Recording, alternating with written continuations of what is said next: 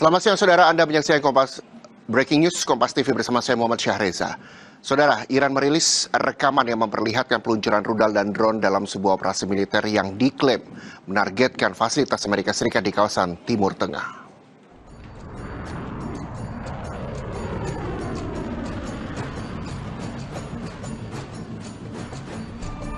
Tayangan itu menampilkan sejumlah rudal yang diluncurkan secara bergelombang dari peluncur bergerak di beberapa lokasi yang tidak diungkap secara rinci.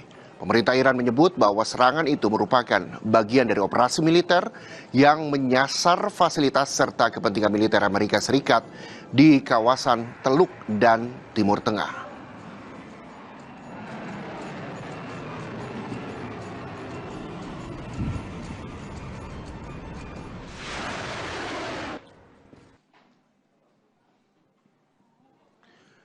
Garda Revolusi Iran merilis video drone ditempeli stiker bergambar pemain timnas Spanyol Lamine Yamal membawa bendera Palestina.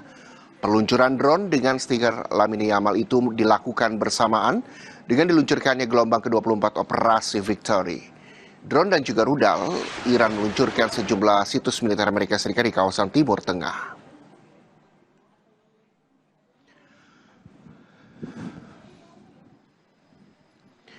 Sementara itu, militer Amerika Serikat menyelesaikan serangan malam ke-11 terhadap Iran pada Rabu pagi waktu setempat.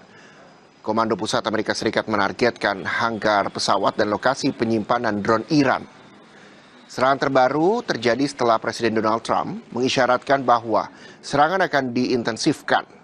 Dengan negosiasi dan pengiriman melalui Selat Hormuz yang sebagian besar terhenti, kedua belah pihak berupaya mendapatkan pengaruh dengan menargetkan infrastruktur sipil.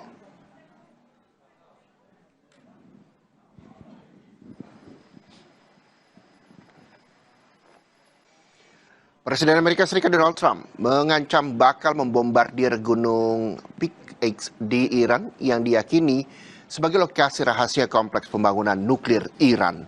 Bahkan menurut Trump, daerah itu bakal segera diserang dalam waktu dekat.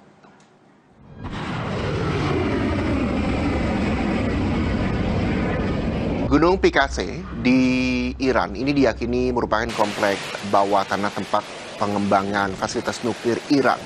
Menurut Presiden Donald Trump, lokasi itu bakal segera diserang. Amerika Serikat meyakini bahwa material nuklir juga telah berpindah ke sana. Karena itu, Trump pun menyebut akan menyerangnya dan pihak Iran tak akan bisa berbuat apa-apa.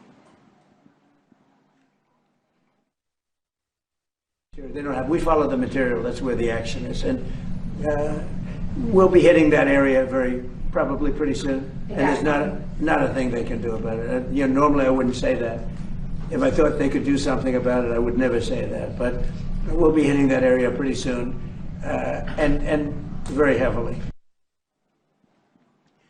Selanjutnya, Saudara, Wali Kota New York, Zohran Mamdani, ini mendesak pemerintah Federal Amerika Serikat untuk menangkap Perdana Menteri Israel, Benjamin Netanyahu, sesuai perintah penangkapan yang diterbitkan Mahkamah Pidana Internasional.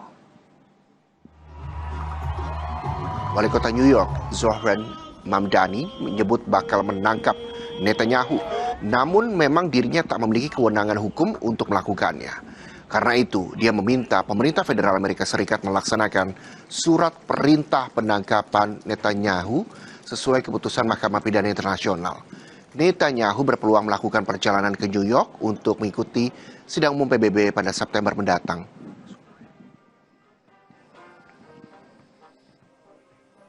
It is clear that we do not have the independent legal authority to enforce this warrant. The federal government, however, does, and I call on them to join the ICC and execute this warrant. And I want to be equally clear. Benjamin Netanyahu is not welcome in New York City, nor is any other war criminal at large.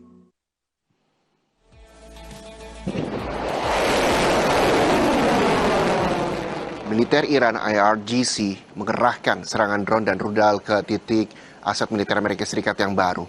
Drone Nasr-2 disusul rudal balistik Haj Qasim dengan hulu ledak berbeda ini diklaim menjadi kejutan dari Iran. Rudal dengan tampilan mirip Hyber Shekin menjawab tantangan Amerika dalam serangan Amerika ke Iran yang diklaim memiliki daya jangkau yang lebih jauh dan kecepatan hantaman yang lebih tinggi.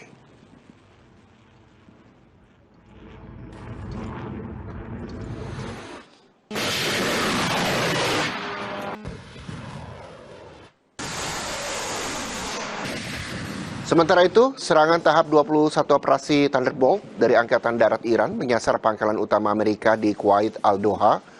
Media Iran, IRIB News melaporkan bahwa Al-Doha merupakan salah satu pangkalan militer Amerika Serikat terpenting di bagian barat Kuwait, serta penumpang utama di Asia Barat yang menampung sebagian besar peralatan dan serta tentara Amerika Serikat, baik dari Angkatan Udara, Laut, maupun Udara.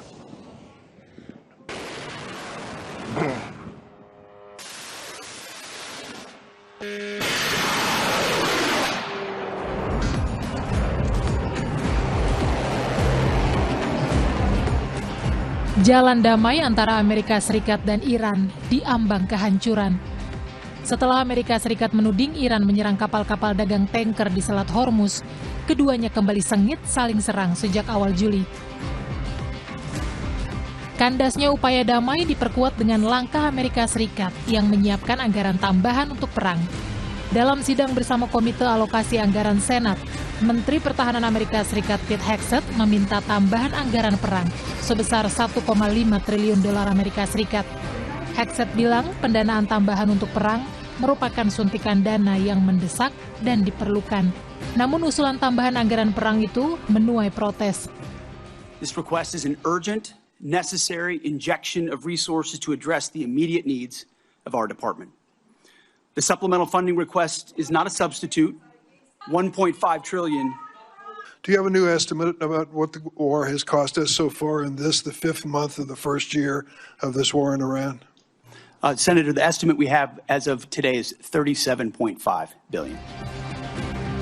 Sementara itu di tengah upaya diplomasi yang sebelumnya disuarakan Marco Rubio, Trump menolak bertemu Iran.